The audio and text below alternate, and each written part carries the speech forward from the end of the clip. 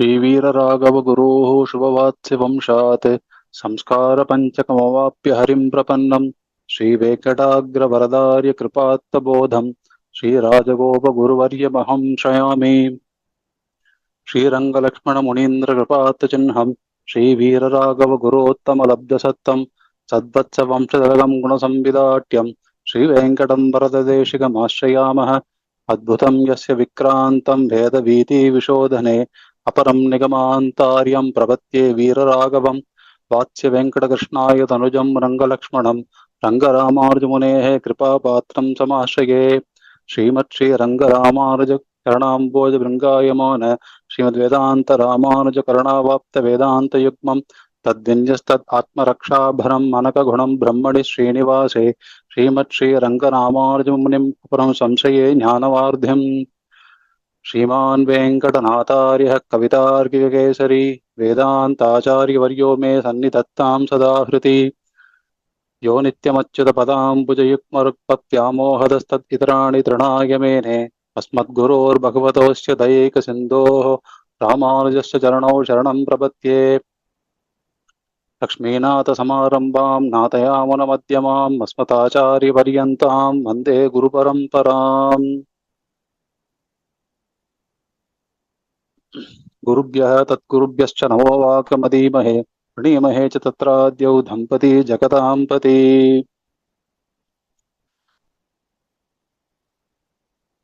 அடியேனுடைய சமாஸ்ரயன பரண்யாச ஆச்சாரியனான ஸ்ரீ ஊவே பயம்பாடி சுவாமியின் திருநட்சத்திரத்தில் அடியனுக்கும் ஒரு அணில் கைங்கரியத்தை கொடுத்த அடியனுடைய பிரதம ஞான ஆச்சாரியனான ஸ்ரீ ஊவே உத்தமூர் சுவாமி தற்பொழுது எழுந்திருக்கும் உத்தமூர் சுவாமிக்கு கிருத்தஜத்தை முதலில்.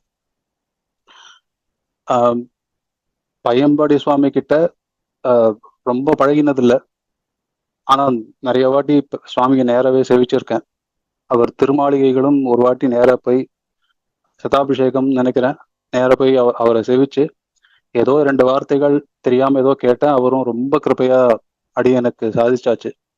இப்போதோன்றது அந்த சுவாமி இருந்தா சில முக்கிய அர்த்தங்களை கேட்டிருக்குமே தவிர ஏதோ சம்பிரதாயத்துக்கு ஏதோ தேவையில்லாத விஷயத்தெல்லாம் போய் கேட்டு வந்தேன். இருந்தாலும் அவரின் கடாட்சம் கண்டிப்பாக இப்போது இருக்கிற ஞானாச்சாரியனை பிரசாதிச்சது. அந்த அந்த சுவாமியின் கிருபை தான் அடியன் இப்போ ஏதோ யதாமதி ஏதோ தெரிஞ்ச வரைக்கும் ஸ்ரீ ஊவே உத்தமர் சுவாமியின் பிரபந்த ரக்ஷையை வச்சு உபன்யசிக்கலாம் என்று பெருமாளையும் பிராட்டியும் பிரார்த்தித்தேன். இதற்கு தலைப்பு என்ன அப்படின்னு தோணுச்சு. பல தலைப்புகள் தோணித்து. காலக்ஷேபம் அவ்வளவு பண்ணலாம் கூட ஓரளவுக்கு யதாமதி உத்தமூர் சுவாமி கிட்டையும் ஏகதேசத்துல வில்லூர் நடாதூர் சுவாமி கிட்ட ஸ்ரீபாஷ காலக்ஷேபம் ஏதோ ஒரு ஏகதேசமாவது ஆச்சு. அதுல எந்த தலைப்பை எடுக்கலாம் அப்படின்னு யோசிக்கச்சு 5 அப்படின்ற ஒரு விஷயம் மனசுல பட்டுது. எண்ணிக்கைகளை வச்சுக்கலாம் அப்படின்னு. எண்ணிக்கை அப்படின்றது நம் சம்பிரதாயத்துல எண்ணிக்கை மிக முக்கியம். அது எந்த எண்ணிக்கையானாலும் அது எப்படியாவது கூட்டி கழிச்சு ஒரு சம்பிரதாய விஷயமா சொல்வது உண்டு. அடியன் எடுத்திருக்க எண்ணிக்கை 5ம் 18 அப்படின்னு. 5ன்றது பல விஷயங்கள் உண்டு. பகவானுக்கு 5 ஆயுதங்கள் உண்டு, 5 பிரமாணங்கள் உண்டு. ஸ்ரீ வைகுண்டத்துல பஞ்சோபனிஷத் மயமா இருக்குன்னு பார்த்திருக்கோம். பகவான் 5 நிலைகள்ல இருக்கான்னு இருக்கு. 5 வித க்ஷேத்திரங்கள் இருக்கு. 5 வித நித்திய யஜ்ஞங்கள் பண்ணணும் அப்படின்னு விதிச்சிருக்கு. தேவ பிரம்ம பித்ரு பூத மனுஷ யஜ்ஞங்கள். சிருஷ்டியில 5 கர்மேந்திரியங்கள் 5 ஞானேந்திரியங்கள் இருக்கு. பாஞ்சராத்திரம் என்ற ஆகமம் இருக்கு. அந்த பாஞ்சராத்திரத்தில் பஞ்சகால பராயணர்களாக இருக்க வேண்டும் என்றும் இருக்கு. இந்த நிறைய 5 இருக்கு. அதே மாதிரி 18ல பகவத்கீதையில 18 அத்தியாயங்கள் இருக்கு. 18வது அத்தியாயத்துல சரம ஸ்லோகம் இருக்கு. ஸ்ரீமத் ராமாயணத்துல ஸ்ரீ ராமபிரான் முதல் காண்டம் 18வது சர்க்கத்தில் அவதரித்தார். அதுக்கப்புறம் 18 அக்ஷௌணி சௌகினி சைன்யம் இருக்கு, அதெல்லாம் தேவையில்லாத விஷயங்கள். பட் பகவத் சம்பந்தமான 18 அப்படின்றது பல விஷயங்கள் இருக்கு. அடியன் இந்த எண்ணிக்கையில அடியன் எடுத்தது அர்த்த பஞ்சகமும், அதற்கு தேவையான விஷயங்கள் எப்படி அர்த்தம் சொல்லலாம் சொல்லச்சு நினைக்கச்சே, திருவாய்மொழியிலிருந்து ஒரு 18 பதிகங்களை வைத்துக் கொண்டு நம்மாழ்வார் எப்படி அர்த்த பஞ்சகத்தை வெளியிட்டார் என்று சொல்லலாம் என்று எம்பெருமானிடமே பிரார்த்தித்தேன். இது சாகசமான விஷயம் என்று கண்டிப்பாக தெரியும். இருந்தாலும் ஆச்சாரியர்களையும் அடியனுடைய கிரகத்தில் எழுந்தருளிருக்கும் எம்பெருமானையும் பிரார்த்தித்தேன். ஓரளவுக்கு நம் உத்தமூர் சுவாமி எழுதியிருக்க பிரபந்த ரக்ஷைய புரட்டி பார்த்தாலே ஒரு சிறுவன் கூட அதை படிச்சு சொல்ல முடியும். எப்பேற்பட்ட வித்வானும் அந்த புஸ்தகத்தை படிப்பார்கள். ஒரு சிறுவன், அடியன் போல ஒரு சிறுவனும் அந்த புஸ்தகத்தின் மூலம் சில விஷயங்களை பெற முடியும் என்பது அவர் எழுதின ரீதியிலேயே தெரியும். சில தமிழ் கஷ்டமா இருந்தாலும் அடியன் கூட படிச்சு ஒரு 10 வார்த்தைகள் சொல்ல முடியும் என்பது அவர் என்னைக்கோ எழுதின புஸ்தகம். அந்த சுவாமியை நேர சேவிக்கிற பாக்கியம் இல்லை. இருந்தாலும் அந்த புஸ்தகம் நமக்கு சக்தி கொடுத்தது. சரி, சொல்லிதான் பார்ப்போம் அப்படின்னா அந்த புஸ்தகத்தை ஆச்சாரியன் தனியா நான் சொல்லி சொல்லி நித்தியம் படித்து வந்தேன். அதில் சில விஷயங்களை கிரகித்தேன். சில பாசுரங்கள் எப்படி அர்த்த பஞ்சகத்தை சொல்லுகிறது என்று பார்ப்போம் என்று. இதற்கு முன் அர்த்த பஞ்சகம் யார் தெரிஞ்சுக்கணும் அப்படின்னு கேட்டா முமுக்ஷு. முமுக்ஷு என்றவன் மோட்சத்தில் இச்சை உள்ளவன். மோட்சம் நம் சம்பிரதாயத்துல வெறும் சம்சார பந்தம் நீக்கிறது மட்டுமல்ல, சம்சார பந்தம் நீக்கி ஆனால் ஒரு இடத்துக்கு சென்று அங்க சர்வவித கைங்கரியமும் எம்பெருமானுக்கு செய்ய எது வழியோ அதுதான் மோட்சம். வெறும் சம்சார பந்தம் நீக்கிறது மோட்சம் இல்லை. அப்ப பிரபன்னன், ஒரு முமுக்ஷு பிரபன்னன் ஆகிறான், பிரபத்தி அனுஷ்டித்து மோட்சத்துக்காக காத்து கொண்டிருக்கிறான். அப்படி என்றால் அந்த பிரபன்னனுக்கு, அதாவது சரணாகதிக்கு முன் சரணாகதிக்கு பின் 2 அவஸ்தைகளிலும் அர்த்த பஞ்சகம் அவசியம். அது ஏன்ன்றது பின்னாடி பார்ப்போம். அந்த முமுக்ஷுக்கு தேவையான விஷயங்களை நம்மாழ்வார் அருளுகிறார். அதற்கு பிரவேசிப்பதற்கு முன்னே பாஷ்யக்காரரின் 5 கட்டளைகளும் உண்டு. அதை விட்டுட்டேன். அதுல முதல் கட்டளை பாஷ்யத்தை வாசித்து பிரவர்த்திப்பித்தல். அதுக்கு 2ஆம் கட்டளை திவ்ய பிரபந்தத்தை கேட்டு அருளி செயலை கேட்டு பிரவர்த்திப்பித்தல். பாஷ்யத்திலும் அர்த்த பஞ்சகம் உண்டு. ஆனால் பாஷ்யம், ஸ்ரீபாஷ்யத்தை காலக்ஷேபம் பண்ணுவது பிரதம ஆக்ஞை. ஸ்ரீ உத்தமர் சுவாமி தன் பாஷ்யசாலத்துல ஒருவன் நித்திய பகவதாராதனம் செய்கிறான், அதன் மூலம் பகவானுக்கு இவ்வளவு உகப்பு என்றால் அதைவிட பன்மடங்கு ஸ்ரீ பாஷ்யத்தை நித்தியம் ஒருத்தன் ஒரு ஒரு அதிகரணமாவது சேவித்தால் பன்மடங்கு எம்பெருமானுக்கு உகப்பு வரும் என்று அருளுகிறார். அதனால் பாஷ்யத்தின் ஏற்றம் தனி, அதில் சொல்ல வந்த விஷயமும் தனி. ஆனால் பாஷ்யம் சற்றே கடினம். சுவாமி தேசிகனும் இதை 30 தடவை திரிம்ஷத்வாராம் என்று அருளியிருக்கிறார். 30 தடவை தான் ஆவருத்தி செய்திருக்கிறேன் என்று. 30 தடவை ஆவருத்தி செய்வதற்கு என்ன சுவாமி இருக்குது என்றால், ஒரு கிணற்றை பார்ப்போம். 2 கிணற்று இருக்கிறது. ஒரு கிணறு 30 அடி ஆழம், இன்னொரு கிணறு 3000 அடி ஆழம். மேலே பார்த்தால் ஒரே மாதிரி தான் இருக்கும். ஆனால் அதுல இறங்குபவனுக்கு தான் தெரியும் அது ஆழம் என்னன்றது. எத்திராஜ சப்தத்திலையும் சொல்லுகிறார், பரிச்சித ககனா சம்யமீந்திரஸ்ய அப்படின்னு. ரொம்ப கனமான விஷயங்கள் ஸ்ரீபாஷ்யத்தில் உள்ளது. மேலே பார்க்கச்சே ஏதோ வேத வாக்கியத்துக்கு சில முரணான விஷயங்களை சமன்வயப்படுத்துகிறார் அப்படின்னு தோன்றுமே தவிர அதை ஆச்சாரியன் பக்கலில கலித்தால் தான் தெரியும் அது எவ்வளவு ஆழமானது என்று. அதனால் அதுக்குள்ளே அடியனால் பிரவேசிக்கவும் முடியாது. மேலும் இதை பாஷ்ய இந்த திருவாய்மொழியின் ஏற்றத்துக்காக இதை சொல்லுகிறேனே தவிர சில உபனிஷத் வாக்கியங்கள் சற்றே குழப்பும். அடியோங்கள் போல வித்வான்களுக்கு நன்றாக தெரியும். பட் அடியோங்களுக்கு சில உபனிஷத் வாக்கியங்கள் சதேவ சோம்யேத மக்ர ஆசீத் அப்படின்னு சொல்லுவோம். ஏகமேவா அத்விதீயம்னு சொல்லும், தத்பமசி என்று சொல்லும். ஏற்கனவே மந்தமதியான அடியோங்கள் இந்த வாக்கியங்கள்லாம் மேல பார்த்துட்டு அதுக்கு விசாரம் பண்ணி அப்புறம் ஒரு தீர்மானம் வருதுன்றது மிக கஷ்டம். இதற்குதான் நம்மாழ்வார் விஸ்வக்சேனரின் அம்சமாக அவதரித்து நமக்கு புரியும் பாஷைகள், திராவிட பாஷைகள், அகஸ்தியரின் பாஷைகள், எந்த விஷயம் நமக்கு தேவையோ அதை நேராக ஸ்பஷ்டமாக எந்த குழப்பமும் இல்லாமல் அருளியிருக்கிறார். அதனால்தான் இன்றைக்கு அந்த தலைப்பை எடுத்துக்கொண்டேன். இவ்வளவு அறிவு வர வேண்டும் என்றால் ஒரு ஆச்சாரியன் தேவை. ஆச்சாரியனின் சம்பந்தம் இல்லாமல் இது இந்த கிரந்தங்களை எல்லாம் அபியசிக்க முடியாது. இதற்கு பரம்பரையாக சுவாமி தேசிகனும் ரகசியத்திரை சாரத்தில் ஒரு படிக்கட்டை எழுதியிருக்கிறார். அதற்கு முதல் ஈஸ்வரனுக்கு சௌஹார்த நிலைமை இருக்க வேண்டும். அதாவது ஈஸ்வரன் நம் கர்ம வினைகளுக்கு பலன் கொடுப்பான். அது நல்லதாகவும் இருக்கும், நமக்கு பாபத்தின் பலனாகவும் இருக்கும். என்றைக்கு நமக்கு நல்ல பலன் கொடுக்கிற ஸ்திதி வருகிறதோ அன்றைக்கு அவன் சௌஹார்த நிலையே நம்மிடத்தில் இருக்கிறான். அந்த நிலைமை வர வேண்டும். அது எப்பொழுது என்று யாருக்கும் தெரியாது. அந்த நிலை வந்த பிறகு ஏதோ ஒரு நமக்கே தெரியாம ஒரு புண்ணியத்தை செய்திருப்போம். அந்த புண்ணியத்தை அந்த ஜென்மத்தில் அவன் எடுத்து கொடுக்க வேண்டும். அதுவும் நமக்கு தெரியாது. அந்த புண்ணியத்தால் பிறக்கும் பொழுது விஷ்ணுவின் கடாட்சம் பெற வேண்டும். அதுவும் நம் கையில் இல்லை.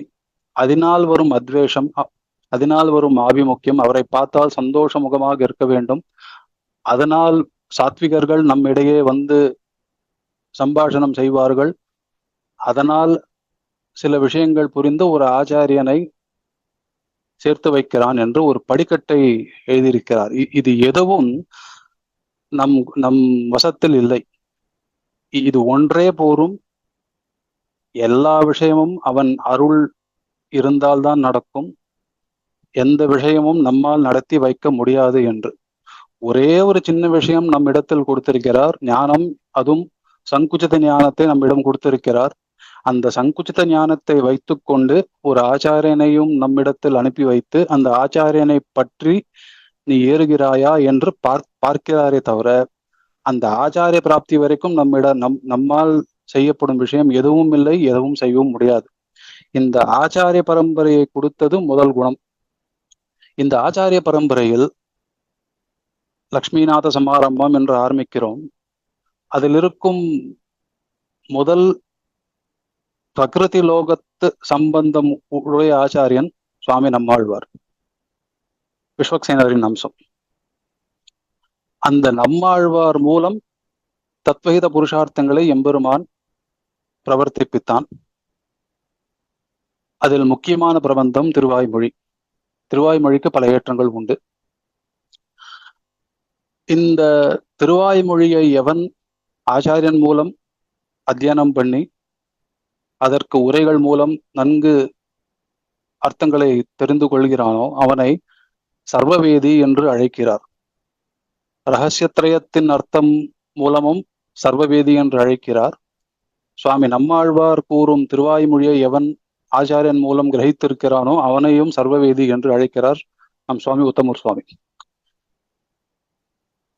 அர்த்த பஞ்சகம் ஏன் அறிந்து கொள்ள வேண்டும் சரணாகத்திக்கு முன் சரணாகத்திக்கு பின் என்றால் அதற்கு ஒரு பிரமாண ஸ்லோகமே உண்டு. ஹாரித ஸ்மிருதியில் பிராப்யஸ்ய பிரம்மணோ ரூபம் பிராப்துஷ்ட பிரத்யகாத்மனः பிராப்து உபாயம் பலம் பிராப்தே ததா பிராப்தி விரோதிச்ச வதந்தி சகலா வேதாக ச இதிஹாச புராணகாக முனையச்ச மகாத்மனோ வேத வேதார்த்த வேதினः.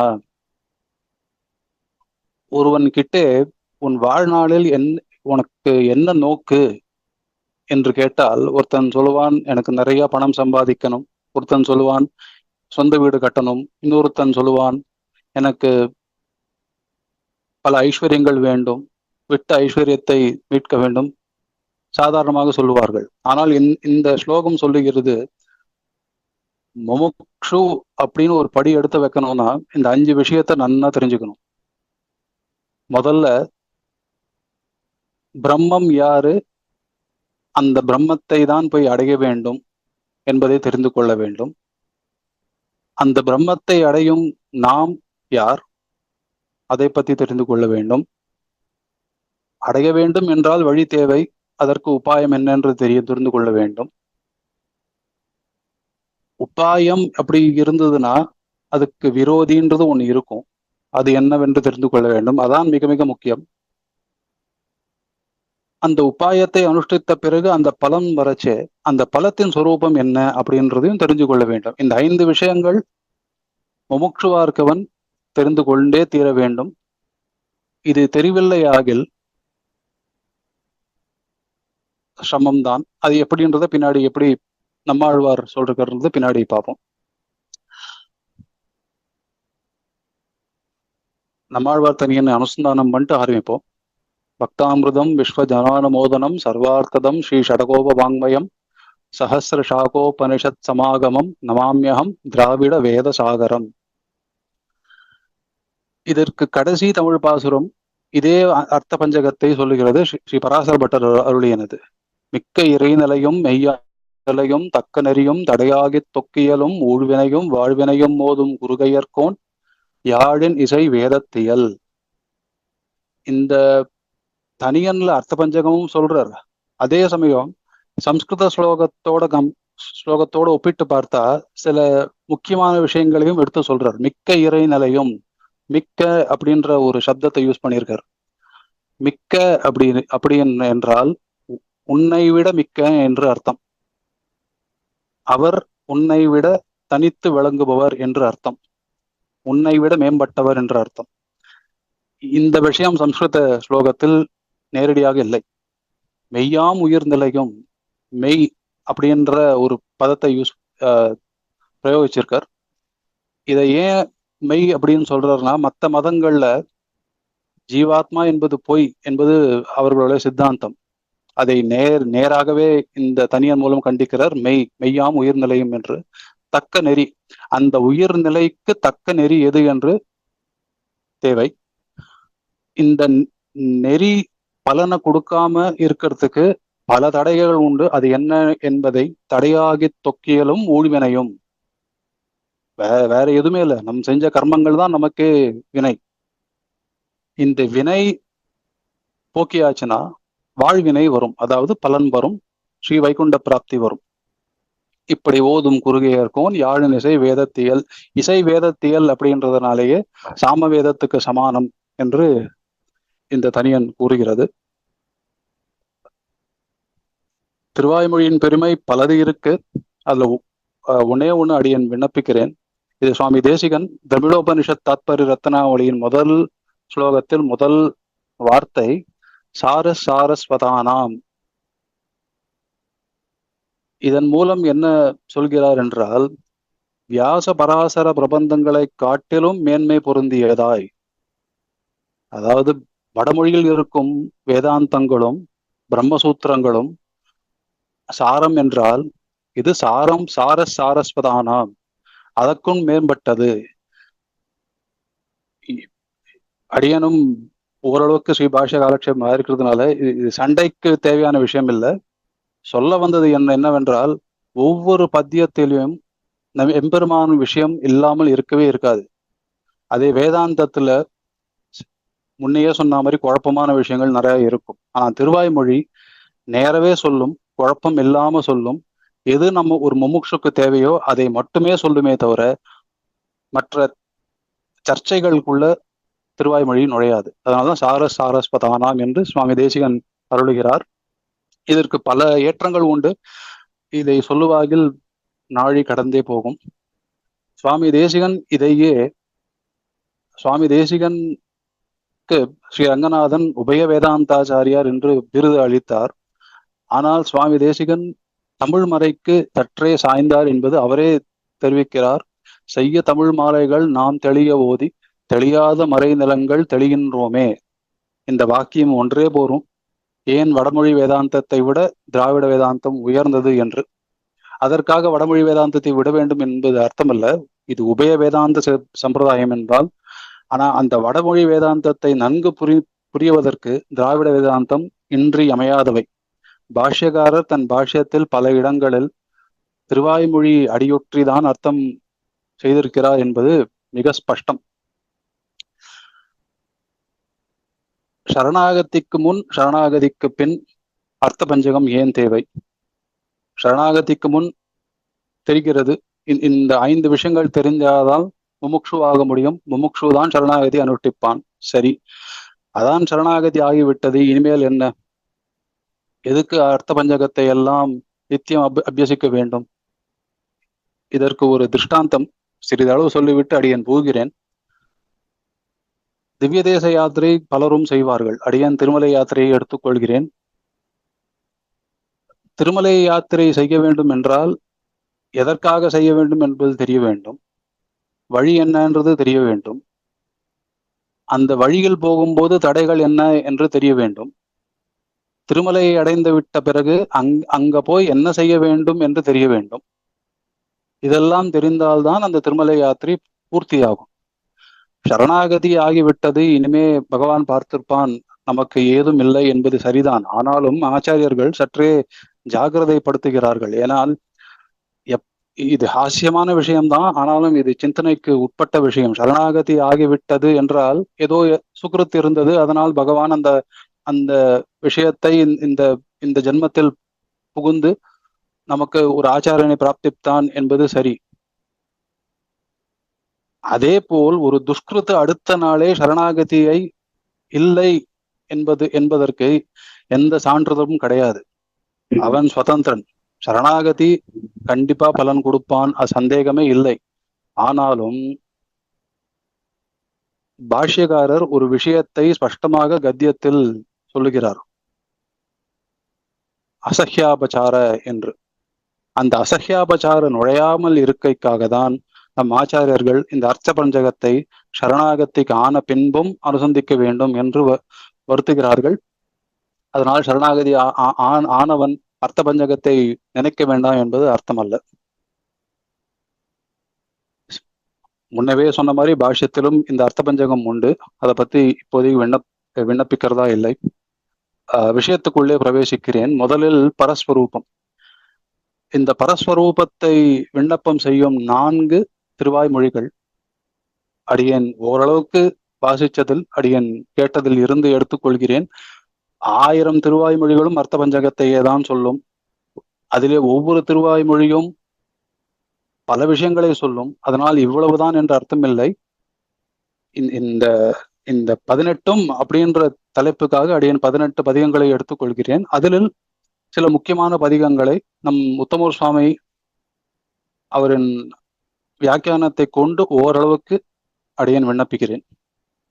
அதில் 4 பதிகங்கள், உயர்வர உயர்நலம் ஒரு பதிகம், திண்ணன் வீடு 2ஆம் பதிகம், அணைவது அரவணை 3ஆம் பதிகம், ஒன்றும் தெய்வம் 4ஆம் பதிகம். இந்த 4 பதிகத்தில் பரஸ்வரூபத்தை நம்மாழ்வார் நமக்கு எடுத்து காட்டுகிறார். அது எப்படி என்பதை பார்ப்போம்.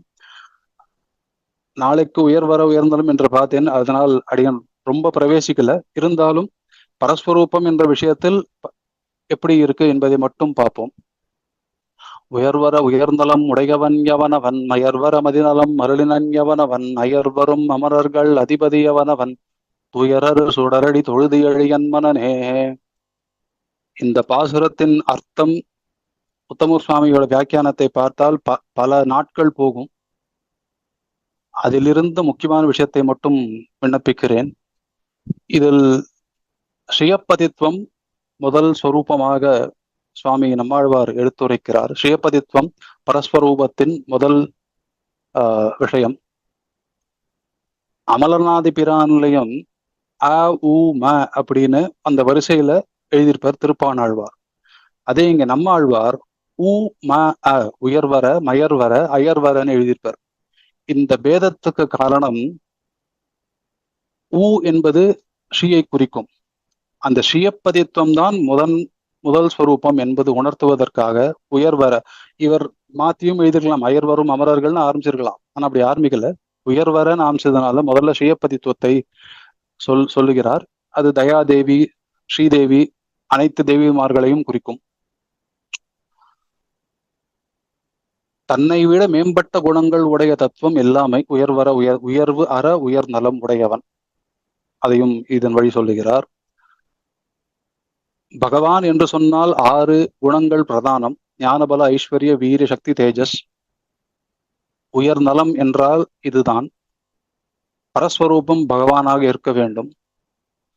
இந்த 6 அர்த்தம் பல பேருக்கு தெரிஞ்சிருக்கலாம். அடியன் கத்திய பாஷ்யத்தில் தேசிகன் பிரயோகிச்ச பதத்தையே அடியன் இங்கு விண்ணப்பிக்கிறேன். ஞானம் என்றால் சர்வ சாட்சா்கார ரூபம். ஒரே சமயத்தில் எல்லா ஆத்மாக்களின் எல்லா அச்சேதனங்களின் வியவஸ்தையை ஒரே நொடியில் என்றால் இந்த க்ஷணம் எடுத்தால் அனைத்து ஜீவர்களும் அனைத்து அச்சேதனங்களும் ஸ்திதியை அறிபவன். அடுத்தது பலம். ஸ்ரமப்பிரசங்க ரஹிதம். சர்வதாரண சாமர்த்தியம். அனைத்தையும் சர்வதாரண சாமர்த்தியம் என்றால் எல்லாத்தையும் தரிக்கிறான் என்ற அர்த்தம். நாமும் ஒரு கனமான விஷயத்தை எடுத்தால் நம் சிரமம் நமக்கு தான் தெரியும். ஆனா அந்த சிரமம் பகவானுக்கு ஏதும் இல்லை. இந்த அண்ட கடாகங்களே தன் ரோமத்தின் நுனியில் இருக்கிறது என்று வேதம் கூறுகிறது. சமப்பிரசங்க ரஹிதம் என்றால் அவ்வளவு பலம். ஐஸ்வர்யம். ஏஷ சர்வேஸ்வரக என்று கூறுகிறார். சர்வேஸ்வரன் என்றால் ஒருவராலும் தடுக்க முடியாத தன்னிஷ்டப்படி எல்லாவற்றையும் நியமிக்கும் தன்மை. நிரங்குஷ சுவாதந்திரியம் இருந்தால்தான் அவன் இட்ட வழக்காக அவன் ஐஸ்வர்யம் இருக்கும். ஆனால் ஐஸ்வர்யம் அவனுக்கு ஒரு குணம். வீரியம். சர்வ உபாதனத்வே சர்வ தாரணே சர்வ நியமனேபி விகார ரஹிதத்துவம். அதாவது அதே உதாரணம் தான். ஒரு கனமான பொருளை நாம் தூக்கினால் நம் முகம் அந்த விகாரத்தை காமிக்கும். நம் முகமே மாறிவிடும். அதே போல் பகவானும் இந்த சர்வ அண்ட கடாங்கங்களையும் தரிக்கிறான் என்றால் ஏதாவது விகாரம் ஏற்படுமா அவனுக்கு என்றால் எந்த குணத்திலையும் எந்த சுபாவத்திலையும் எந்த விகாரமும் ஏற்படாது. அதுதான் வீரியம். சக்தி. சர்வ நிர்வாகிகன். இந்த இந்த இந்த பதமே அர்த்தம் சொல்லும். தேஜஸ். அஸ்வாதீன சககாரிய ந அபேட்சிதம். ஒரு காரியத்தை செய்ய வேண்டும் என்றால் இன்னொருத்தரை எதிர்பார்க்காத குணம். தானே எல்லா காரியத்தையும் செய்ய வலியவன் தேஜஸ். இவ்வளவு குணங்கள் இருந்தாலும் ராவணன் நல்ல நல்ல பிராமணன் சொல்லக்கூடாது. பிராமண தர்மங்களை அனுஷ்டித்தவன். ஆனால் அவனுக்கு நடத்தை இல்லை. அதே போல் குணங்கள் இருக்கலாம். ஒருவேளை வேற ஏதாவது தீய குணங்கள் இருக்குமோ என்றால் அதற்கு 6000 படிகள் திருக்குறையை பிரான் பிள்ளான் ஆரம்பிக்க சேவே ஹேய பிரத்தனீகன் ஆரம்பிக்கிறார். எந்தவித தீய குணங்களும் இல்லாதவன். பெருமாளுக்கு அடையாளம் சொல்லச்சே ஹேய பிரத்தனீகன் கல்யாணைக்கதானன் உபயலிங்கம் என்று பெயர். இது இரண்டும் சேர வேண்டும். அதில் முதல் ஹேய பிரத்தனீகனாக இருக்க வேண்டும். அமலத்வாதி குணங்கள் முக்கியம். அந்த அமலத்வாதி குணங்கள்ல எடுக்கணும்னா சற்றே அமலநாதி பிரான்ல 3 வார்த்தைகள் பிரயோகப்படுத்துறார். அமலன், விமலன், நிமலன் என்று.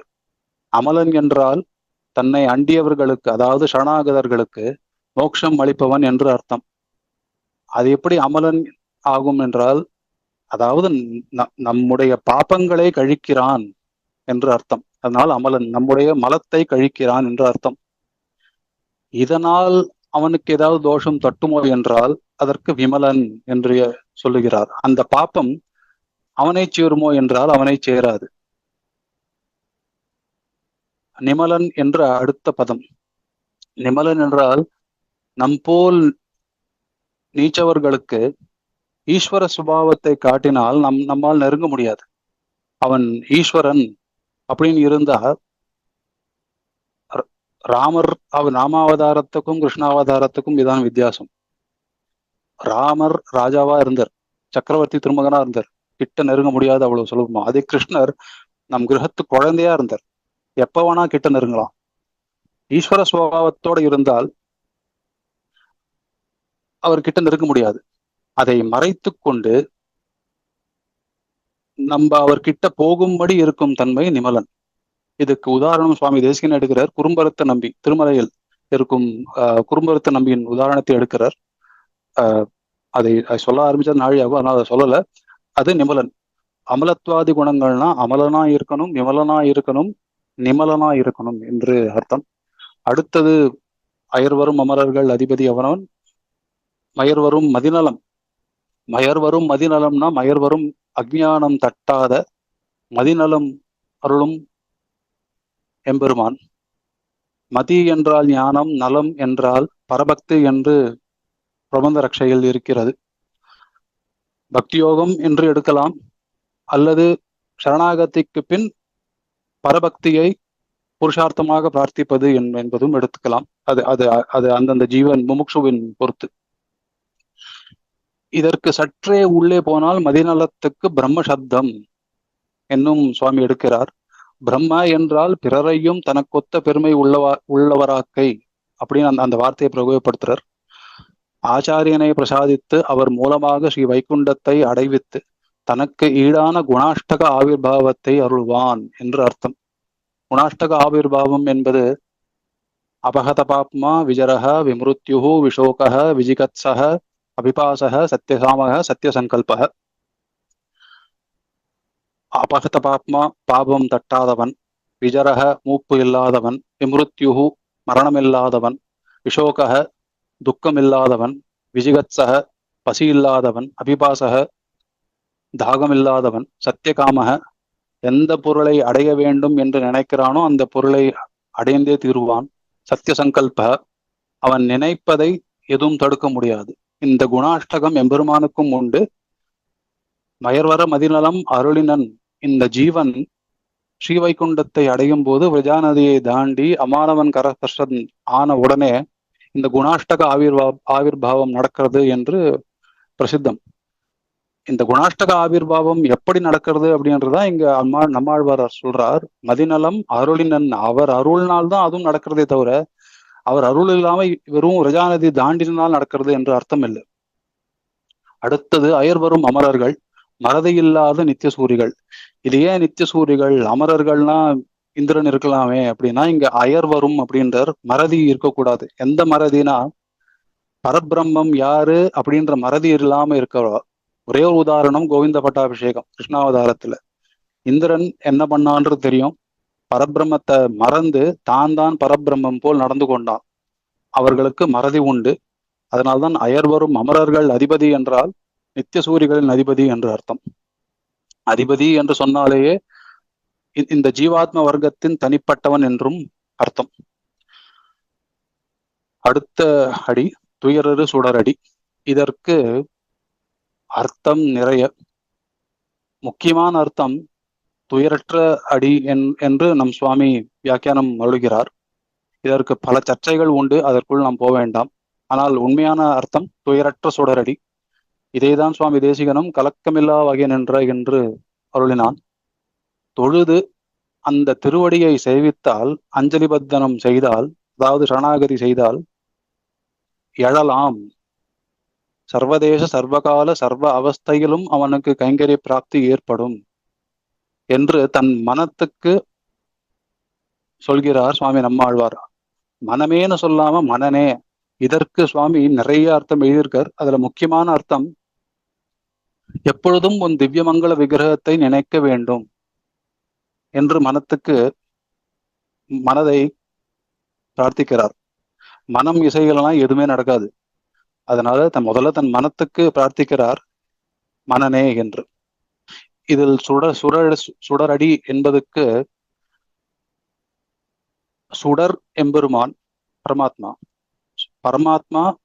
பரமாத்மாவின் அடியார்கள் சுடர் அடி பரமேகாந்திகள். சுடர் அடி தொழுது எழுன்னா வெறும் பகவத் அடிமை மட்டும் இல்லை, பரமேகாந்திகளிடம் பாகவத கைங்கரியமும் பிராப்தம் என்று நம்மாழ்வார் அருளுகிறார். இதுதான் பரம புருஷார்த்தம். இதையும் ஓரளவுக்கு பின்னே பார்ப்போம். இதில் ஒரு விஷயம் பார்த்தோம்னா, திருப்பாவையில ஆண்டாள் முதல்லயே நாராயண பிரஸ்தாவம் நடந்துரும். அதே நம்மாழ்வார் உபனிஷத் பாணியில இவன் எவன் அவன் அப்படிம்பார். நேரா பிரம்மம் யாருன்றது முதல்ல சொல்லல. ஏன்னா உபனிஷத் பாணியை அவர் பின்பற்றுறது. ஒரு 20 பாசுரம் தாண்டி தான் யாரு பரபிரம்மம் என்று சொல்றார். இதுல கவனிக்கத்தக்க விஷயம் இது. இதில் ரொம்ப இன்னொரு திவ்ய தேசத்தை பத்தின விஷயமும் இதுல இருக்குன்னு சுவாமி அருள்கிறார். உயர்நலம் என்றால் ஆனந்தாதி குணங்கள். ஆனந்த நிலை விமானத்தில் இருக்கும் திருமலையை சொன்னது முதல் வாக்கியம். மதிநலம் என்றால் பிரணவம் மூலம்தான் நல்ல ஞானம் பிறக்கும். அந்த பிரணவத்தின் ஆகாரமுடைய விமானத்தில் ஸ்ரீ ரங்கநாதன் சயனித்திருக்கிறான். அதனால் ஸ்ரீரங்கம்.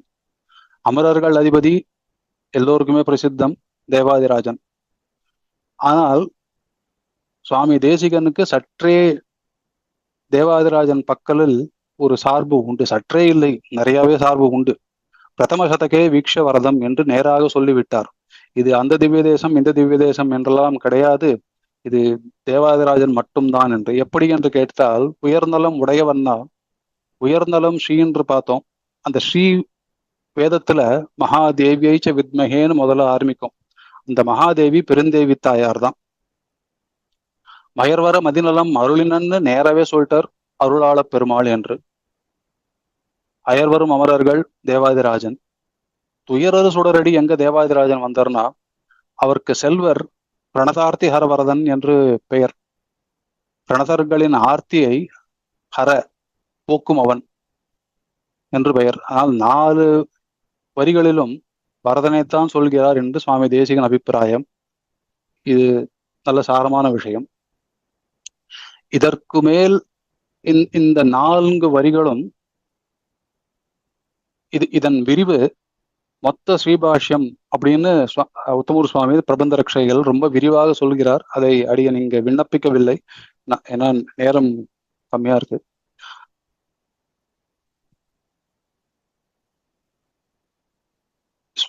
சுவாமி தேசிகன் பரதத்துவத்தை சொல்லும் பொழுது பிரதான சதகத்தில் இந்த வாக்கியத்தில் சொல்லுவதன் காரணம் வாக் சுத்திக்காக இதில் ஸ்பஷ்டமாக விவரித்துள்ளார்.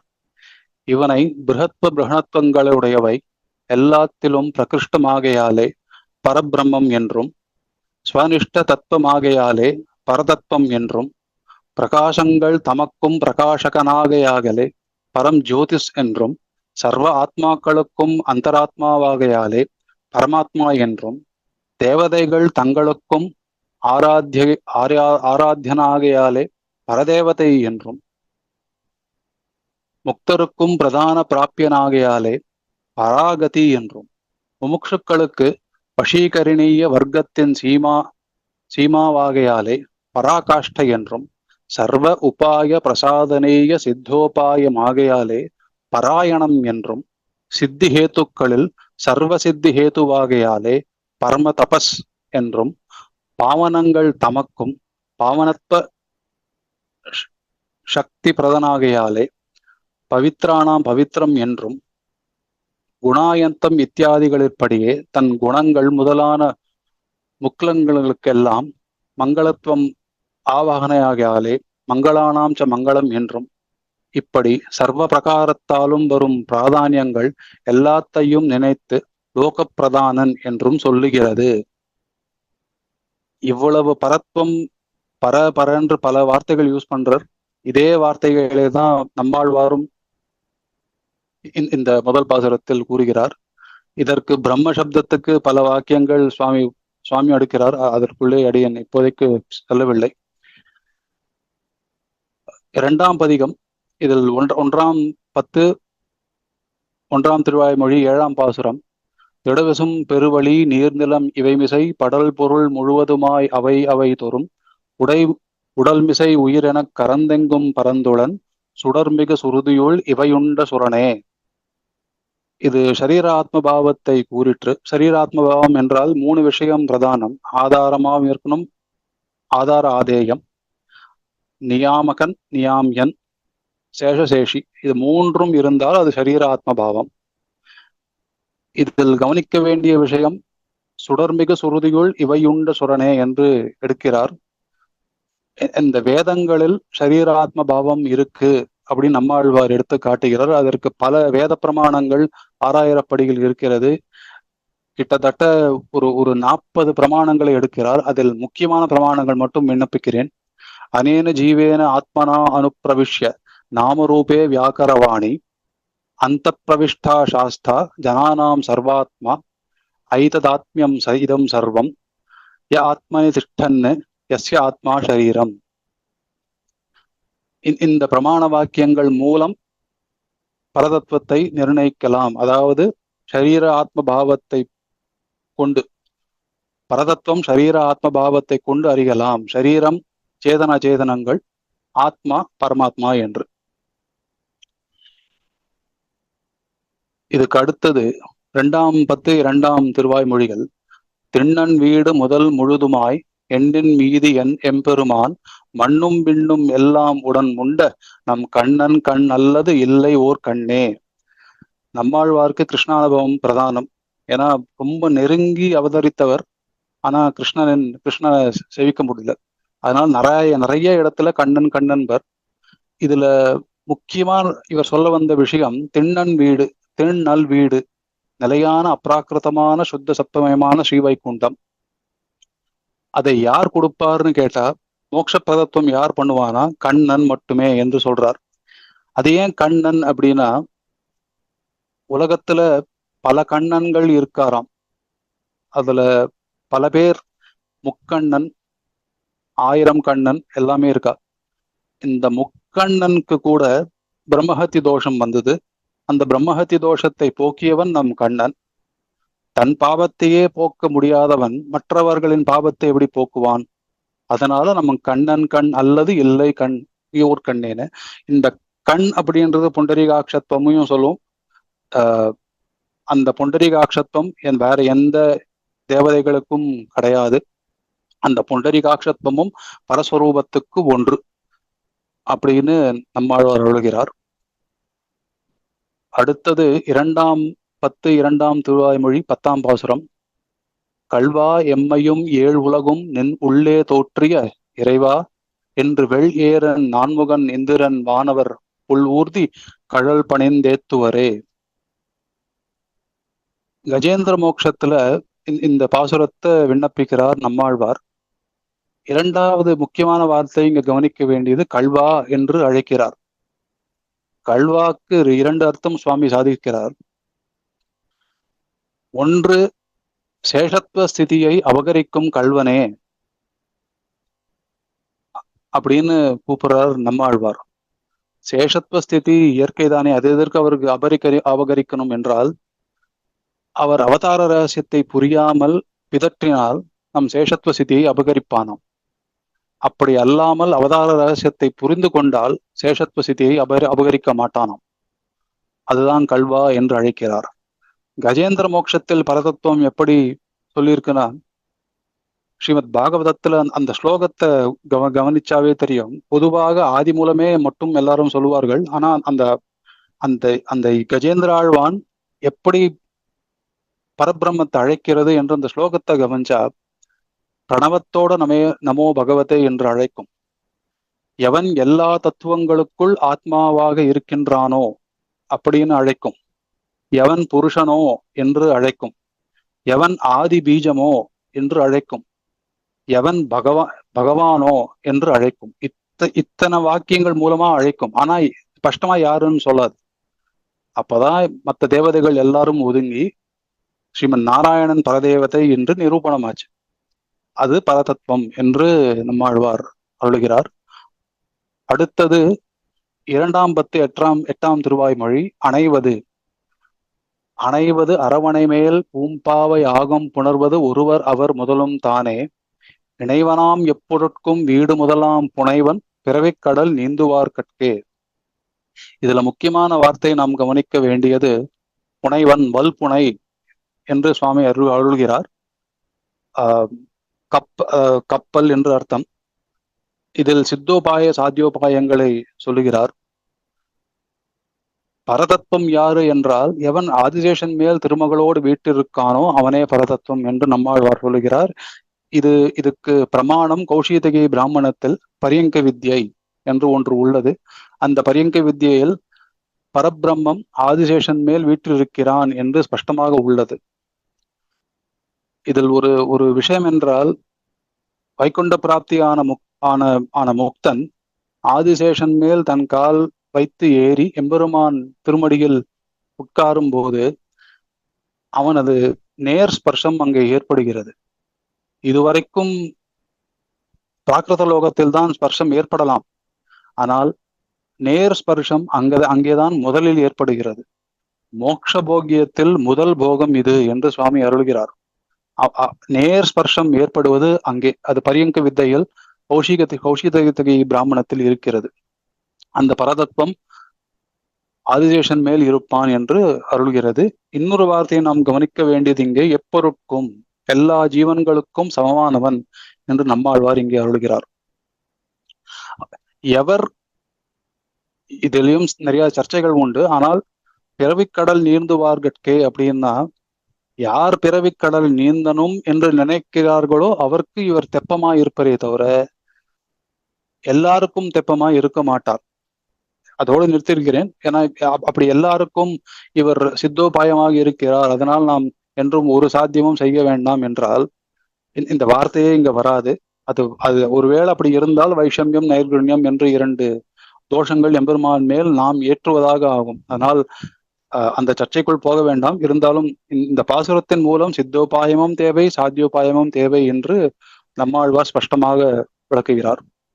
அடுத்த பாசுரம் 2:10 திருவாய்மொழி. எங்கு முளன் கண்ணன் என்ற மகனை காய்ந்து இங்கில்லையால் என்று இரணியன் தூண் புடைப்ப அங்க பொழுதே அவன் வீயத் தோன்றி என் சிங்கப்பிரான் பெருமை ஆராயும் சீர்மைத்தே. இது ரொம்ப மிக கனமான பாசுரம். எல்லா ஆச்சாரியர்களும் ரசித்து அனுபவிக்கும் பாசுரம். ஆனால் பரதத்துவம் எங்கே இங்கு இருக்கிறது என்றால் அவன் வீயத் தோன்றிய என்ற சப்தம். பரமாத்ம ஸ்வரூபம் எல்லா இடத்திலையும் விபுவா இருக்கு என்றாலும் ஒரு திவ்யமங்கள விக்கிரகத்துடன் காட்சி கொடுத்தான் அப்படின்றது இங்கதான் அவன் வீயத் தோன்றிய. எதற்கு திவ்யமங்கள விக்கிரகம் என்றால் பிரகலாதன் ஹரி எங்கேயும் இருப்பான் என்று காமிக்கிற பொழுது அதை பார்ப்பவன் ஹிரண்யகசிபு. ஹிரண்யகசிபுக்கு தேகாத்ம பிராந்தி உண்டு. அவனுக்கு போய் பரமாத்மா ஒளியாகி இருக்கிறான் காமிச்சா அதெல்லாம் ஒத்துக்க மாட்டான். அதனால் அவனுக்கும் புரிவதற்காக தான் ஒரு திவ்யமங்கள விக்கிரகத்தை எடுத்து வந்தானாம் சிங்கப்பிரான் அப்படின்னு நம் சுவாமி அருள்கிறார். இதில் பல அர்த்தங்கள் உண்டு. நேரத்தை கணிசித்து அடியேன் மேலே போகிறேன். அடுத்தது 4:10 திருவாய்மொழி. ஒன்றும் தேவும் உலகும் உயிரும் மற்றும் யாதுமில்லா அன்று நான்முகன் தன்னோடு தேவர் உலகோடுயிர் படைத்தான் குன்றம் போல் மடிமாட நீடு திருக்குறுகூர் அதனுள் நின்ற ஆதிப்பிரான் நிற்க மற்றை தெய்வம் நாடுதிரே. இதில் நாம் முக்கியமாக கவனிக்க வேண்டிய விஷயம், பரமாத்ம ஸ்வரூபம் என்றால் எங்கேயோ பரமபதத்திலும் அந்தர்யாமியாகவும் வியூகத்திலும் இருக்கிறான். நம்மால் நம் ஊனக்கண்ணால் பார்க்க முடியாது என்று நினைக்காதீர்கள். திருக்குறுகூர் அதனுள் நின்ற ஆதிப்பிரான் நிற்க பூரண சாநித்தியத்துடன், அதாவது அந்த 6 குணங்களும் பூர்த்தியாக ஆதிப்பிரான் நிற்க மற்ற தெய்வம் நாடுகிறே என்று அர்த்தம். இதில் விஷயம் பரதேவதை நம் பக்கத்து கிரகங்களிலும் பக்கத்து கோயில்களிலும் நம் கிரகங்களில் உள்ள எம்பெருமான்களாக இருக்கும் பொழுது அவரை அண்ட முடியாது என்று யோசிக்காதீர்கள். அவரிடம் சரணாகதி தாராளமாக செய்யலாம். அதே பகவான் பரமபதம் அளிப்பார் என்று அறுதியிடுகிறார் நம்மாழ்வார். இதுல ஒண்ணு கவனிக்க வேண்டிய விஷயம், அடியன் கேள்விப்பட்டது சொல்றேன். அடியன் ஸ்ரீரங்கத்துல ஒரு 20 வருஷம் முன்னாடி வரைக்கும் ஒரு காலம் இருக்குமா, அந்த மத்தியான காலத்துல பரநியாசம் பண்ணுவதற்கு விடுவார்களாம். இது ஆச்சரியமா இருந்தது எனக்கு. நேர பெரிய பெருமாள் கிட்டே பரநியாசம் பண்ணலாம்னு. காஞ்சியில் கேட்கவே வேண்டாம், பல பேர் பரநியாசம் அனுஷ்டிச்சிருக்கிறார்கள். நம் பரம்பரையில் இருக்கும் ஸ்ரீமத் கோவிலாளம் சுவாமி நேராக திருமலையப்பனிடம் பரநியாசம் செய்திருக்கிறார் என்று அவர் தனியிலே உண்டு. இதெல்லாம் கேட்கச்சே இந்த நம்மாழ்வார் பாசுரத்தை பல பேர் உண்மையாக இருக்கிறார்கள். நம் கிரகங்களில் இருக்கும் சாலக்கிராம ஸ்ரீமூர்த்தியும் அதே பரதத்துவத்தோடு தான் இருக்கிறான் என்பதும் உண்மை. இதன் அளவில் பரமாத்ம ஸ்வரூபத்தை பார்த்து விட்டோம். நேரம் கம்மியாக இருக்கிறது. ஜீவாத்ம ஸ்வரூபம் இதை சுருக்கமாக பார்ப்போம். அடியேன் பார்த்த விதத்தில் பரமாத்ம ஸ்வரூபத்தை கூட ஓரளவுக்கு சொல்லிவிடலாம் போல் ஜீவாத்ம ஸ்வரூபம் மிக கடினமாக இருக்கிறது. மேலோங்கி பார்த்தால் பத்தர், முக்தர், நித்தியர் இது எல்லோருக்கும் தெரியும். பத்தர் அனாதி கர்மவசியர்கள், இங்கேயே அடுத்த பிறப்புக்காக காத்து கொண்டிருப்பவர். முக்தர் ஏதோ ஒரு உபாய அனுஷ்டானம் முடித்துவிட்டு ஸ்ரீ வைகுண்டத்தை அடைந்தவர்கள். நித்தியர் அனாதியாகவே ஸ்ரீ வைகுண்டத்தில் திவ்ய தம்பதிகளுக்கு கைங்கரியம் செய்பவர்கள். இது பொதுவாக எல்லாருக்கும் தெரியும். ஆனா முமுட்சுகளுக்கு தன்னோட ஜீவாத்ம ஸ்வரூபம் என்னது என்பதுதான் ஆழ்வாரின் குறிக்கோள். பத்தர் பத்தியும் முக்தர் பத்தியும் இல்லை. இந்த பத்தரா இருக்கிறவர் மோட்சத்தில் ஆசை உண்டால் அந்த ஜீவாத்மா தன் ஸ்வரூபத்தை எப்படி தெரிந்து கொள்ள வேண்டும் என்பதுதான் ஆழ்வாரின் நோக்கு. இதுக்கு 3 பாசுரம் இருக்கிறது. 4ஆம் 10 8ஆம் திருவாய்மொழி ஏராளம் இறையோனும், 8ஆம் 10 8ஆம் திருவாய்மொழி கண்கள் சிவந்து, கருமாணிக்க மலைமேல் என்று 8ஆம் 10 9ஆம் திருவாய்மொழி. சுருக்கமாகவே பார்ப்போம். ஏராளம் இறையேனும் அப்படின்ற பதிகத்துல மணிமாமை குறைவிலமே என்று சாதிக்கிறார் நம்மாழ்வார். இந்த அழகினால் ஒரு பயனும் இல்லை என்று. இங்க அழகு என்பது அறிவு என்று நம் ஆச்சாரியன் அருள்கிறார். எந்த அறிவு என்றால் பிரயோஜனம் இல்லை அப்படின்றார். நமக்கு அறிவுன்னு ஒண்ணு இருக்குன்னா அது சேஷத்துவ அறிவு இல்லை என்றால் வேற எந்த அறிவும் பிரயோஜனம் இல்லை என்பது நம்மாழ்வார் வாக்கு. தாசத்துவ புத்தியே தேவை. அதில் நோக்கு இல்லாமல் மற்ற விஷயங்களில் நோக்கு இருந்தால் அந்த தர்மபூத ஞானம், அந்த அறிவே தேவையில்லை என்று அருளுகிறார் நம்மாழ்வார் இந்த பதிகத்தில். அடுத்த பதிகம் கண்கள் சிவந்து. இந்த பதிகத்தில் நம்மாழ்வார் கூறுகின்ற முக்கியமான விஷயம், ஆத்மவஸ்து எம்பெருமானுக்கு சேஷம், பிரகிருதியை காட்டிலும் வேறாய், தேகாதிகளை காட்டிலும் வேறாய் நிற்கும் ஜீவாத்மா, ஞானம் ஆனந்தாதிகளில் இரண்டையும் கொண்டிருப்பது என்று இதில் கூறுகிறார். இது பொதுவாக கூறினாலும் இவருக்கு நோக்கு சேஷத்துவமே என்பது திண்ணம். அது எந்த வாக்கியத்தினால் தெரியும் என்றால், அடியேன் உள்ளான் உடல் உள்ளான் அண்டத்தகத்தான் புறந்துள்ளான் என்று அருளுகிறார். அடியேன் அப்படின்னு அருளும்போது அது சேஷத்துவ ஞானத்தோட கூடின வார்த்தை என்பது பொருள். தர்மி ஞானம், தர்மபோத ஞானத்தை பற்றி விரிவாக இந்த பாசுரத்தில் கூறுகிறார். இந்த பாசுரம் திருக்கோட்டியூர் நம்பியிடம் 6 மாதங்கள் கைங்கரியம் செய்து கூறத்தாழ்வான் இந்த 2 வரிகளை பெற்றார். அதாவது ஆத்மாவின் சொரூபம் என்னன்றதுல சர்ச்சை வந்து அதற்கு கூறத்தாழ்வானை பணித்து திருக்கோட்டியூர் நம்பியிடம் கைங்கரியம் செய்து 6 மாதங்கள் செய்து அவருக்கு கிடைத்தது இந்த 2 வாக்கியங்களாம். இதெல்லாம் கேட்டா மிக ஆச்சரியமா இருக்கு, இருந்தாலும் அதிசயமாவும் இருக்கு. தற்காலத்தில் இந்த மாதிரி 6 மாதங்கள் கைங்கரியம் செய்தால் 2 வாக்கியம் கிடைக்கும் என்றால் கதியே வேற. இதன் மேல் போவோம். அடுத்த 10 கருமாணிக்க மலைமேல் என்பது. இதில் பராங்குச நாயகியாக மாறுகிறார் நம்மாழ்வார்.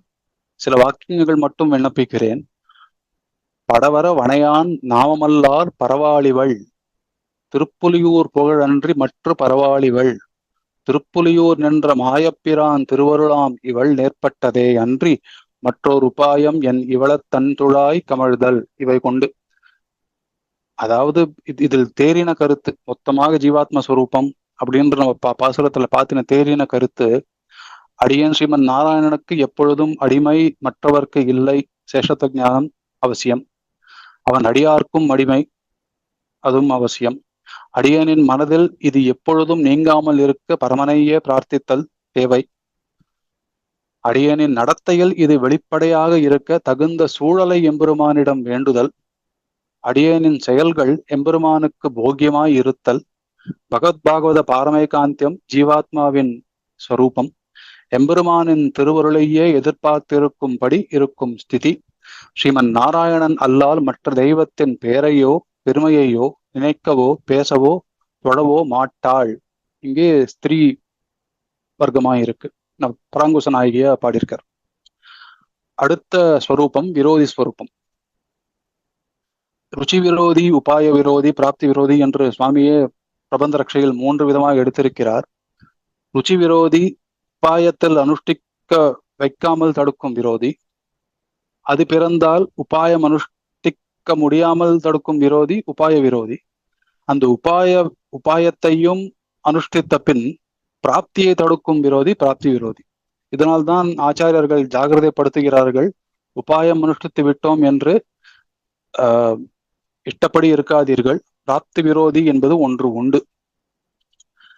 கண்ணன் கீதையில் இதை பலவாறாக சொல்லுகிறார். இருந்தாலும் நாம் திருவாய்மொழி அடியுற்று பார்ப்போம். இதற்கு 4 பதிகங்கள். வீடுவின் முற்றவும் 1ஆம் பத்து 2ஆம் திருவாய்மொழி, சொன்னால் விரோதம் 3ஆம் பத்து 9ஆம் திருவாய்மொழி, ஒரு நாயகமாய் 4ஆம் பத்து 1ஆம் திருவாய்மொழி, கொண்ட வெண்டீர் 9ஆம் பத்து 1ஆம் திருவாய்மொழி. இதில் முதல் வீடுமின் முற்றவத்துல 2 முக்கியமான பாசுரம். அதில் நம் கவனிக்க வேண்டிய விஷயம், மின்னன் நிலையில் மண்ணுயிர் ஆக்கைகள். நம் கண் முன்னேவே பலது மாறுகிறது, பலது அழிகிறது. இவர்கள் நம் உறவினர்கள் என்று நினைக்கும் பொழுதே காணாமல் போவதையும் நாம் பார்க்கிறோம். இது யக்ஷ பிரஷ்னத்துல ஒரு கேள்வியே. யுதிஷ்டிரனை பார்த்து கேட்கிறார், எது உனக்கு ஆச்சரியத்தை கொடுக்கிறது என்றால், அதுக்கு யுதிஷ்டிரர், தன் கூடவே இருந்த ஒருத்தன் திடீரென்று மரித்து விட்டாலும் அதே கதிதான் நமக்கும் ஒரு நாள் வரும் என்று நினைக்காமல், அடுத்த நாள் நம்ம என்னமோ 1000 வருஷம் இருக்க போறோம் என்பது போல் நடத்த இருக்கே, அதான் ஆச்சரியம் என்றார். அதுதான் இங்க நம்மாழ்வாரும் கூறுகிறார். அடுத்த பாசுரத்துல நீர் நுமது என்றவை வேர் முதல் மாய்த்து என்றார். அதாவது அகங்கார மமகாரங்களை விடு என்று சொல்கிறார். இதற்கு உத்தமூர் சுவாமி அடியனும் எதிர்பார்க்கவில்லை, அத்வைதிகளை கண்டிக்கிறார் என்று சொல்கிறார். அகம் பிரம்மாஸ்மி தத்துவமசி என்பதை விடுங்கள் என்று நம்மாழ்வார் கூறுகிறார் என்பது நம் சுவாமியின் அர்த்தம். அதாவது நீர் நுமது, அடியேனே பிரம்மம் என்று நினைக்காதீர்கள், அந்த பிரம்மம் நீ என்று நினைக்காதீர்கள், அந்த அகங்கார முகாரங்களை விடுங்கள் என்று சொல்கிறார் நம்மாழ்வார் என்று நம் சுவாமியின் அர்த்தம். சொன்னால் விரோதம் பதிகத்தில் ஒரு வண்டு கூட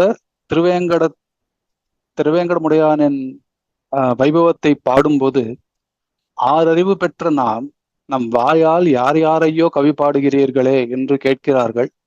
அதாவது அசேவிய சேவை செய்யாதீர்கள் என்றார்கள். எவனுக்கு கைங்கரியம் பண்ணணுமோ அவனுக்கு மட்டும் கைங்கரிய புத்தியுடன் செய்யுங்கள். மற்ற பேருக்கு நாம் சில காரியங்கள் செய்ய வேண்டியதா இருக்கும், ஆனால் கைங்கரிய புத்தியத்துடன் செய்யாதீர்கள், அது பிராப்தி விரோதியில் கொண்டு விடும் என்று அருளுகிறார். அடுத்து ஒரு நாயகம் என்ற பதிகத்தில் கருநாய் கவர்ந்த காலர் அப்படின்னு ஒரு வார்த்தையை பிரயோகிக்கிறார். திருநாராயணன் தாளை பற்றாமல் ஐஸ்வர்யார்த்தியாய் இருந்து ஐஸ்வர்யத்தின் பின் போனால் ஒரு நாள் கருநாய் கண்டிப்பாக உன் காலை கவரும் என்று அர்த்தம்.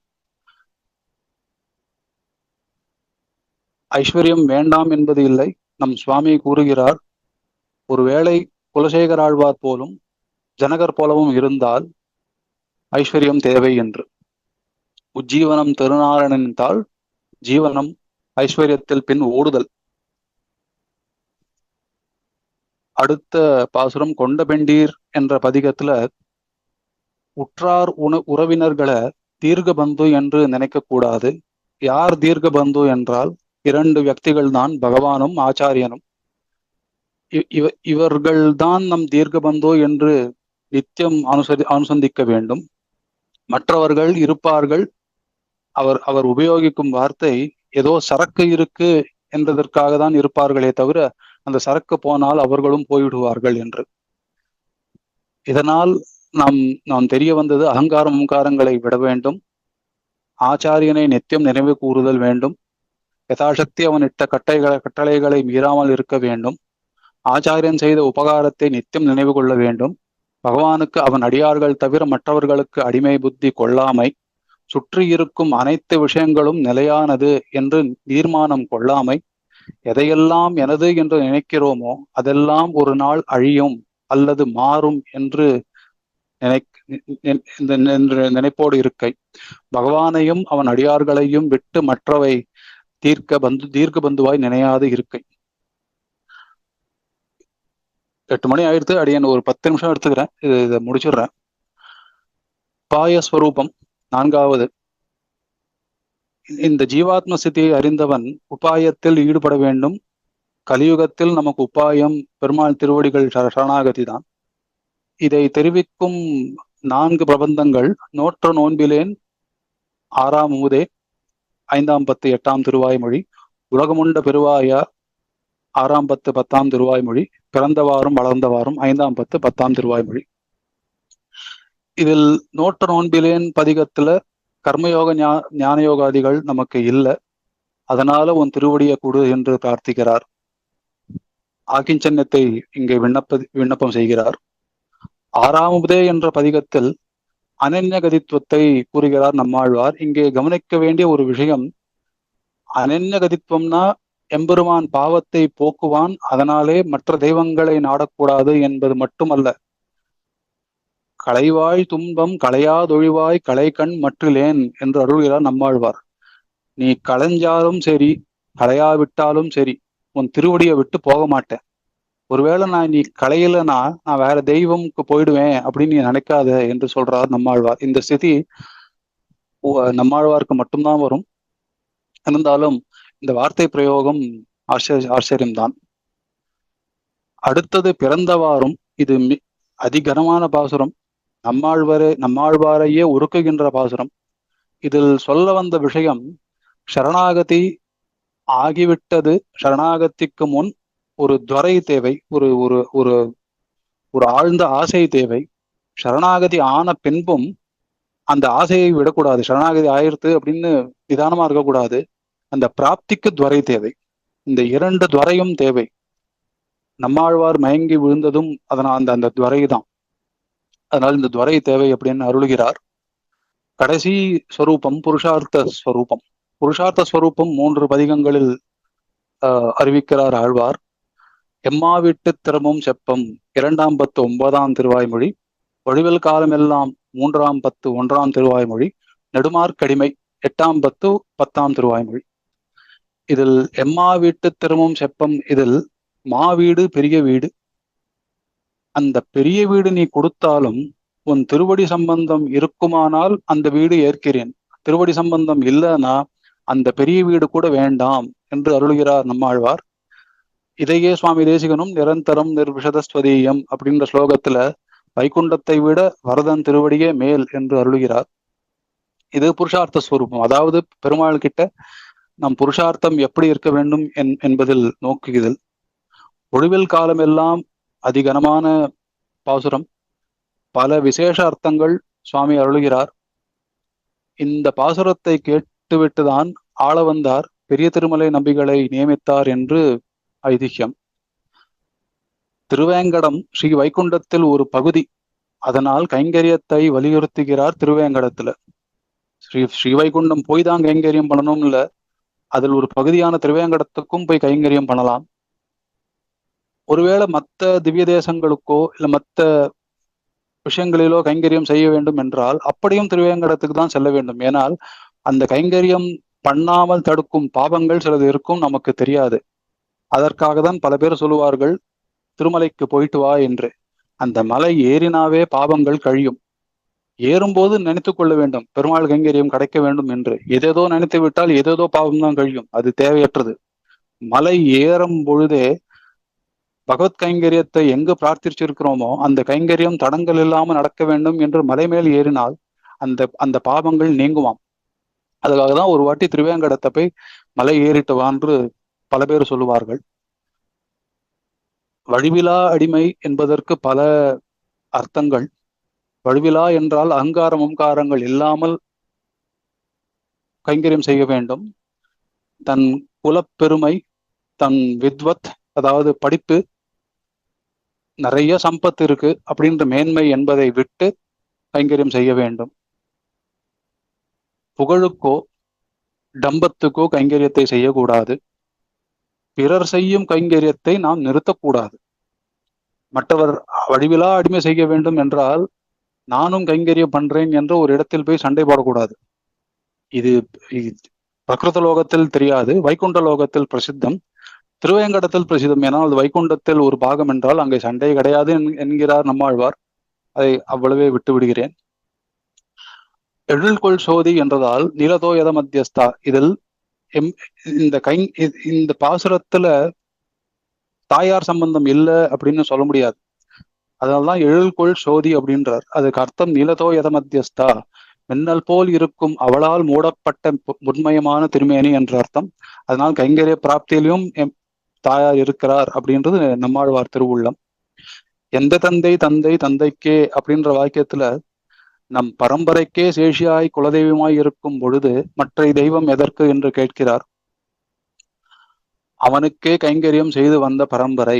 இதில் சுவாரஸ்யமான அர்த்தம், ஆய அந்த பிரணவத்தில் 4ஆம் வேற்றுமை உருவு ஆய அவனுக்கே சொல்வதற்காக எந்த தந்தை தந்தைக்கே என்று சொல்கிறார்.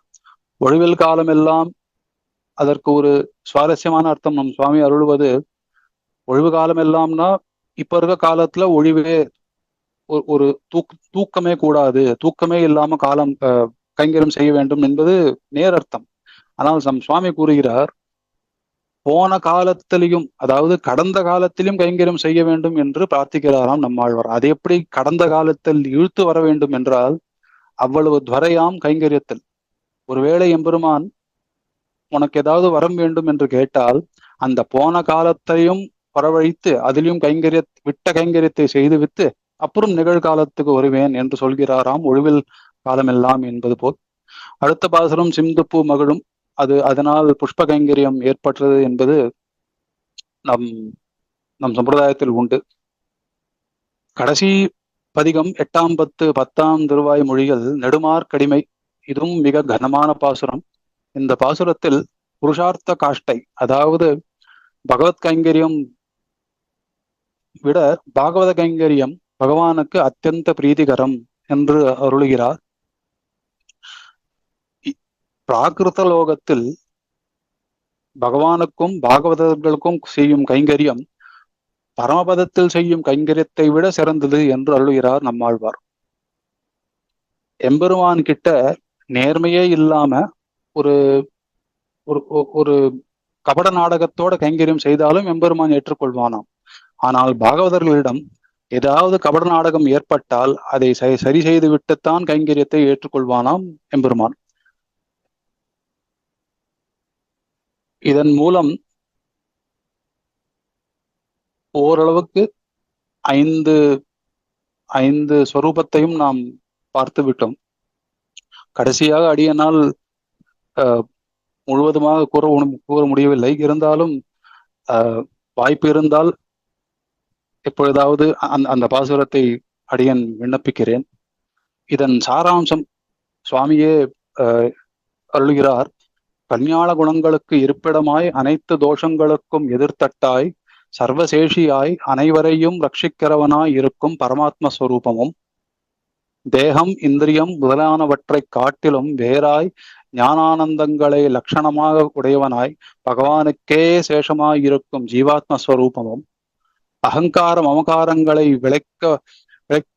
கடவதாயும் ஜீவனுடைய சொரூபத்தை மறைக்க கடவதாய் இருக்கும் பிரகிருதி சம்பந்தம், எம்பெருமானை தவிர மற்ற பலன்களில் ஆசையை வைக்கை, எம்பெருமானை தவிர மற்றவர்களுக்கு செய்யும் சேவை, எம்பெருமானை தவிர மற்றவர்களை பந்துக்கள் என நினைத்தல் ஆகிற விரோதி ஸ்வரூபம், ஜீவாத்மாவின் ஸ்வரூபத்திற்கு தக்கதான சரணாகதி என்றும் உபாய ஸ்வரூபமும், அவனுடைய முகமலர்த்தியே பேரான புருஷார்த்தம் என்பது புருஷார்த்த ஸ்வரூபம் ஆகிய இந்த 5ம் தான் அர்த்த பஞ்சகம். அடியன் காலம் நிறைய ஆயிடுத்து. அர்த்த பஞ்சகத்தை இவ்வளவு சுருக்கம் 18 பதிகங்கள் அவ்வளவு சுலபம் இல்லை.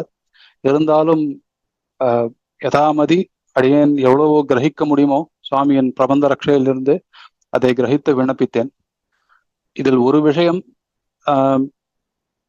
அடியேனுக்கு பல உபகாரர்கள் இருக்கிறார்கள்.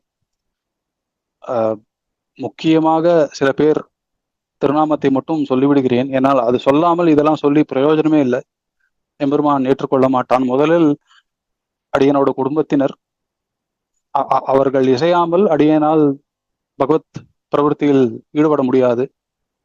இரண்டாவது, அடியனின் மாதாமகி, அவள் கேதாண்டப்பட்டி கூத்தாண்டகுப்பம் ஸ்ரீகிராமத்தில் இருந்தவள்.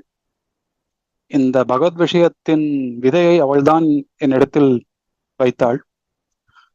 மூன்றாவது, அடியனின் மாதுலர், அவர் அடியனுக்கு பல வைதிக அனுஷ்டானங்களை சொல்லிக் கொடுத்தார். முக்கியமாக பகவத் ஆராதனத்தை சொல்லிக் கொடுத்தார்.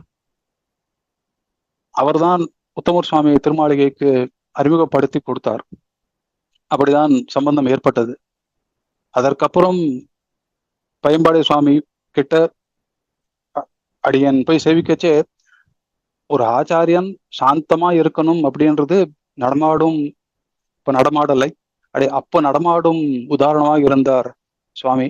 அந்த சாந்தம் துர்லபம்தான்.